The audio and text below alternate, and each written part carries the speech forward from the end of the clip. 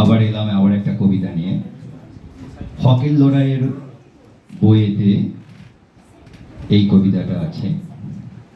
বইটা গতকাল আমাদের বার্তা ক্যাফেতে প্রকাশ পেয়েছে।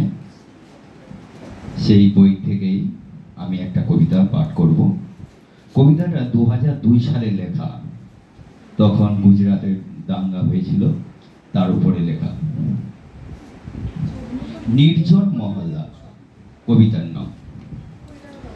বাঁচান মিনতি চিৎকার সবার, লাল গুঁড়ো লঙ্কায় ভেজাই মিঠে মহল্লায় মহল্লায়।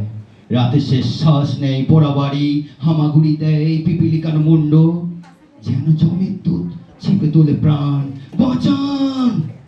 ইট কাঠগুলো কাঁদছে নগ্ন গলিতে, ধুলাতে লুটায় শাড়ির আঁচল, শ্যামল ঘাসের চুল, দুলা চিতা জ্বালাই কাল পেঁচা, সবে সবে পূর্ণ শ্মশান। বাঁচান!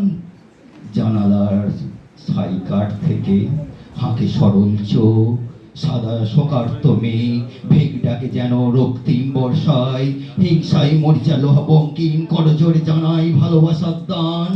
বাঁচান!